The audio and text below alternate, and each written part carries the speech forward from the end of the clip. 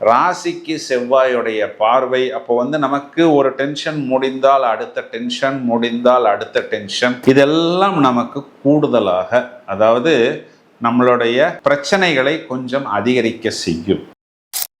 இன்னொரு பக்கம் எப்படி இருந்த நான் இப்படி ஆயிட்டேன் அப்படிங்கிறது இல்லாம, எப்படி இருந்த நீ இப்படி ஆயிட்ட அப்படிங்கிற ஒரு சூழ்நிலையை ஏற்படுத்தும். ஏன் அப்படின்னா, அப்போ நம்மளும் டென்ஷன் ஆகி, நம்மளும் கத்தி தேவையில்லாம ஒரு கூச்சல் ஆர்ப்பாட்டம் பண்ணாமல், அப்புறம் அப்படியே ஒரு 5 நிமிஷம் 10 நிமிஷம் மௌனமாக இருந்து விட்டு, அதன் பிறகு நீங்க இந்த விஷயம் தேவையா, இதனால் நமக்கு லாஸு, மென்டல் டென்ஷன், நம்மை நாமே மேலும் மேலும் ஓவர்லோடு செய்து கொள்கிறோம் அப்படிங்கிற மாதிரி கொஞ்சம் இதமாக பதமாக பேசுவது. இப்போ நம்மளுடைய சகோதரரோ சகோதரியோ நம்மளுடைய லைஃப் பார்ட்னரை ஏதாவது உரசி கொண்டு போவது, அப்படி லேசாக ஒரு தீக்குச்சியை உள்ளே போட்டு விட்டு போய் விடுவார். அத்துடன் அவர்களுடைய வேலை முடிந்து விடும். ஆனால் இங்கே நமக்கும் நம்மளுடைய லைஃப் பார்ட்னருக்கும் அது தக தக தகவென்று எரிந்து கொண்டே இருக்கும். எது நாள் வரைக்கும் எரியும் அப்படின்னு பார்த்தோம்னா, மே மாதம் 13ஆம் தேதி இந்த செவ்வாய்ங்கிறவர் மேஷராசி மண்டலத்துக்குள் வரக்கூடிய காலகட்டம் வரை நீயா நானா அப்படிங்கிற ஒரு பிரச்சனை கொஞ்சம் வழக்கத்தை விட கூடுதலாக காணப்படும். ஹலோ ஃப்ரெண்ட்ஸ், திரும்பவும் ஒரு சுவாரஸ்யமான பதிவு. கோச்சாரத்தில் செவ்வாய் அப்படிங்கிற ஒரு கிரகம் மீனராசி மண்டலத்துக்குள் ஏப்ரல் மாதம் 3ஆம் தேதி நுழைய போகிறது.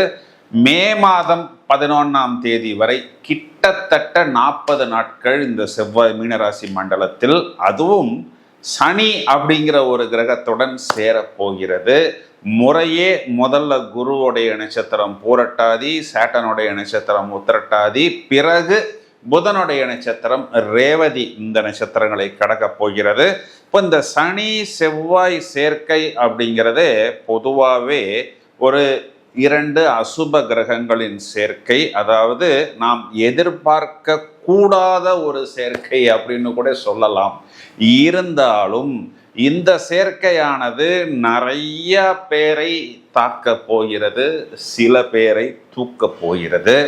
இப்போ இது யாரை எப்படி தாக்க போகிறது, யாரை எப்படி தூக்க போகிறது, அதாவது எல்லாமே இனிப்பாகவே கொடுக்க முடியாது. சில நேரத்தில் கொஞ்சம் புளிப்பு, கொஞ்சம் காரம், கொஞ்சம் துவர்ப்பு, இதையெல்லாம் இந்த கூட்டணி எல்லா ராசிகளுக்கும் கொடுக்க போகிறது. எனவே நாம் எங்க கவனமாக இருக்கணும், நாம் எவ்வாறு நெகட்டிவாக தூண்டப்படுவோம், இதனால் என்ன பாதிப்பு நமக்கு வரும் அப்படிங்கிறத நம்ம முதல்லயே தெரிஞ்சுக்கிட்டோம் அப்படின்னா நிறைய விஷயங்களில் நாம் நம்மை பத்திரப்படுத்தி கொள்ளலாம், உஷாராக இருக்கலாம்.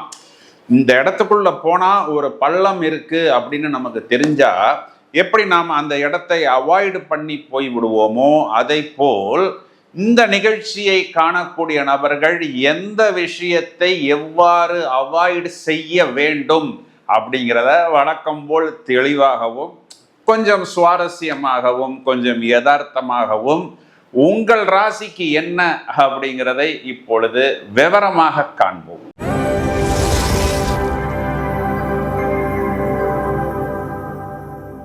இந்த சனி செவ்வாயின் பலனை கன்னிராசிக்கு சொல்வதற்கு தான் ரொம்ப நேரமாக காத்து கொண்டிருக்கிறேன். ஏன் அப்படின்னா, 7ஆம் இடத்தில் ஒரு 2 அசுப கிரகங்களின் சேர்க்கை.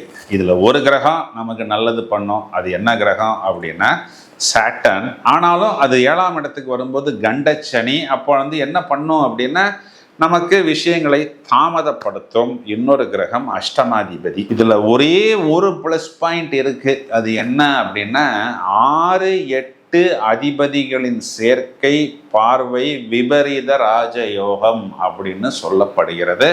அப்போ இதில் 6ஆம் அதிபதி சாட்டனும் 8ஆம் அதிபதி செவ்வாயும் சேருகிறது. மைனஸ் பாயிண்ட்னு பார்த்தா இது 2 கிரகங்களுமே டெட் அகெயின்ஸ்ட், அவர்களுக்குள் ஜென்ம பகை. இது எந்த இடத்துல உட்காருது அப்படின்னா 7ஆம் இடத்தில் உட்காருகிறது.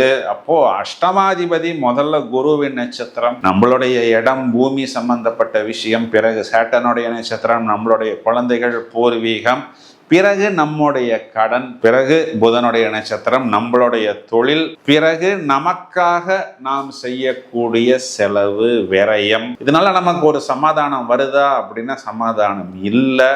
ராசிக்கு செவ்வாயுடைய பார்வை, அப்போ நமக்கு ஒரு டென்ஷன் முடிந்தால் அடுத்த டென்ஷன், முடிந்தால் அடுத்த டென்ஷன். இதெல்லாம் நமக்கு கூடுதலாக, அதாவது நம்மளுடைய பிரச்சனைகளை கொஞ்சம் அதிகரிக்க செய்யும்.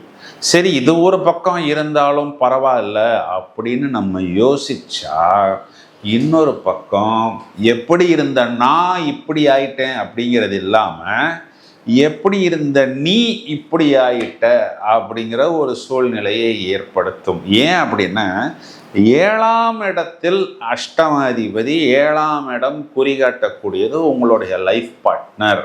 இப்போ நீங்கள் கன்னிராசி சகோதரியாக இருந்தால் உங்களுடைய கணவர் ருத்ரதாண்டம் ஆடுவார். நீங்கள் கன்னிராசி ஆணாக இருந்தால் உங்களுடைய மனைவி ருத்ரதாண்டவம் ஆடுவார். என்னப்பா நேற்று வரைக்கும் நீ நல்லா தானேப்பா இருந்த, சாஃப்டாக இருந்த, பவ்யமாக இருந்த, பூ மாதிரி இருந்த, இன்னைக்கு என்னப்பா ஏதோ அந்த பூ ஒன்று புயலானதுன்னு சொல்கிறாங்களே அந்த மாதிரி ஆகிவிட்டியே அப்படிங்கிற ஒரு சூழ்நிலை ஏற்படும். குறிப்பாக செவ்வாய் சாட்டனுடைய உத்திரட்டாதி நட்சத்திரத்தை கடக்கக்கூடிய காலகட்டம் ரொம்பவும் கரடு முரடாக இருக்கும். அப்போ என்ன பண்ணணும் அப்படின்னா, ஏரோஸ்ட்ரஸ் ஃபார்முலா தான். நம்மளை பிடிக்குதோ இல்லையோ அந்த அம்மா நம்மளை பார்த்து சிரிச்சுக்கிட்டே இருக்கும். அதே போல் உங்களுடைய லைஃப் பார்ட்னர் என்ன சொன்னாலும் நீங்கள் கொஞ்சம் அப்படியே அமைதியாக, பவ்யமாக, அடக்கமாக போகிறது தான் புத்திசாலித்தனம். ஏன் அப்படின்னா, அவங்களுக்கு அவங்களுடைய ஜாபில், ஆஃபீஸில் ஒரு ப்ரெஷர், ஒரு டென்ஷன், அந்த டென்ஷனை நம்மிடம் வெடிப்பார், பர்ஸ்ட் ஆவார். அவர் வேணும்னு பண்ணுறது கிடையாது. அவருக்கு தெரியாமல், அவரை மீறி, அவரால் கண்ட்ரோல் பண்ண முடியாமல், அடக்க முடியாமல் அந்த டென்ஷனை நம் மீது வெளிப்படுத்துவார்.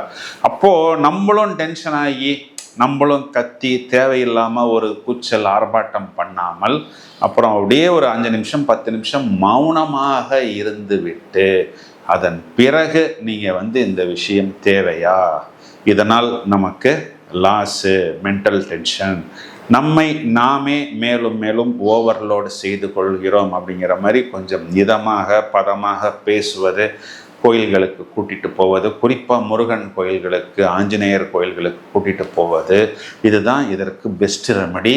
காரகத்துவத்தில் செவ்வாய்ங்கிறவர் சகோதரரையும் குறிகாட்டுகிறார். இப்போது சகோதரர் நம்மளுடைய லைஃப் பார்ட்னர், அதாவது கலத்திரஸ்தானத்தில் இருக்கக்கூடிய சாட்டனை, இப்போ நம்மளுடைய சகோதரரோ சகோதரியோ நம்மளுடைய லைஃப் பார்ட்னரை ஏதாவது உரசி கொண்டு போவது, அப்படி லேசாக ஒரு தீக்குச்சியை உள்ளே போட்டு விட்டு போய் விடுவார். அத்துடன் அவர்களுடைய வேலை முடிந்து விடும். ஆனால் இங்கே நமக்கும் நம்மளுடைய லைஃப் பார்ட்னருக்கும் அது தக தக தகவென்று எரிந்து கொண்டே இருக்கும். எது நாள் வரைக்கும் எரியும் அப்படின்னு பார்த்தோம்னா, மே மாதம் 13ஆம் தேதி இந்த செவ்வாய்ங்கிறவர் மேஷராசி மண்டலத்துக்குள் வரக்கூடிய காலகட்டம் வரை நீயா நானா அப்படிங்கிற ஒரு பிரச்சனை கொஞ்சம் வழக்கத்தை விட கூடுதலாக காணப்படும். இதில் நிறைய பிரச்சனைகளுக்கு சைக்காலஜிக்கலாகத்தான் நாம் தீர்வுகள் தேட வேண்டும். இப்போ நான் சொன்ன இந்த விஷயத்தை நீங்கள் நல்லா கிரகித்து கொள்ளுங்கள். முடிந்தவரை உங்களுடைய சகோதரரோ உங்களுடைய லைஃப் பார்ட்னரோ ஏதாவது ஒரு விஷயத்தில் டென்ஷன் ஆனால், பர்ஸ்ட் ஆனால், அந்த நேரத்தில் நீங்கள் அமைதியாக இருப்பது, இவங்கெல்லாம் ஒன்றா கூடி வருவது போல் ஒரு சூழ்நிலை ஏற்பட்டால் முடிந்தவரை அதனை அவாய்டு செய்வது, பிறகு பார்த்து கொள்ளலாம், பிறகு பண்ணிக்கொள்ளலாம் அப்படின்னு விஷயங்களை கொஞ்சம் லேசாக தாமதப்படுத்துவது, இது எல்லாமே புத்திசாலித்தனம். இது காலகட்டங்களில் உங்களுக்கு விரையாதிபதி சூரியன் அஷ்டமத்தில் இருப்பதனால் உச்சமடையக்கூடிய காலகட்டம் அப்படிங்கிறதுனால முடிந்தவரை உங்களுடைய ஃபாதரோடைய இன்ஃப்ளூயன்ஸ் கூட கொஞ்சம் மினிமமாகவே நீங்கள் உபயோகித்துக் கொள்வது புத்திசாலித்தனம். இப்போ என்ன பண்ணலாம் அப்படின்னா, மேக்சிமம் இந்த மாதிரி ஒரு சிச்சுவேஷன் வரும் பொழுது இதனை கொஞ்சம் டிலே செய்வது, தாமதப்படுத்துவது, பத்திரமாக பவ்யமாக உங்களுடைய லைஃப் பார்ட்னரை பார்த்து கொள்வது. வயிறு 7ஆம் இடம் குறிகாட்டக்கூடியது சென்டர் ஸ்டமக்கு. அஷ்டமாதிபதி அங்கே வருகிறார். அப்போ அந்த பதப்படுத்தப்பட்ட ஃபுட்டு, காரமான ஃபுட்டு, இதையெல்லாம் நீங்கள் அவாய்டு செய்வது. மேலும் சாட்டான் இங்கு கடன் கொடுத்த நபர்களை குறிகாட்டுகிறார். கடன் கொடுத்த நபர் உங்களை ஏதாவது ஒரு விஷயத்தில் உங்களை மேலும் மேலும் கொஞ்சம் இரிட்டேட் செய்வதற்கு முயற்சிப்பார். இப்போ முடிந்தவரை அந்த குட் புக்ஸில் இருப்பது, குட் ரெக்கார்ட்ஸில் இருப்பது, இதெல்லாம் உங்களுக்கு நிறைய விஷயங்களில் ஒரு ப்ளஸ் பாயிண்ட்டை ஏற்படுத்தி கொடுக்கும். நிறைய ப்ளஸ் பாயிண்ட்ஸை அவாய்டு செய்ய வைத்துவிடும். மேலும் இது காலகட்டங்களில் யார் துரோகி, யார் நம்மை ஏமாற்ற போகிறார், யார் நம்மை உபயோகித்து கொண்டு நம்மை தூக்கி போடுகிறார் அப்படிங்கிறதெல்லாம் ஒரு எக்ஸ்ரே ஸ்கேனிங் மிஷின் இல்லாமல் நீங்கள் கண்டுபிடித்து விடுவீர்கள்.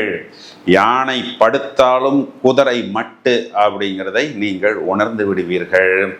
ஸோ இதுக்கு என்ன பரிகாரம் அப்படின்னா, பொதுவாகவே இந்த செவ்வாய் சனி சேர்க்கைக்கு சனிக்கிழமைகளில் நரசிம்மர் ஆஞ்சநேயர் வழிபாடு செய்வதும், செவ்வாய்க்கிழமைகளில் முருகனை வழிபாடு செய்வதும், அஷ்டமி திதிகளில் பைரவரை வழிபாடு செய்வதும். எல்லா சிவன் கோயில்லையும் பைரவருடைய சன்னிதானம் உண்டு.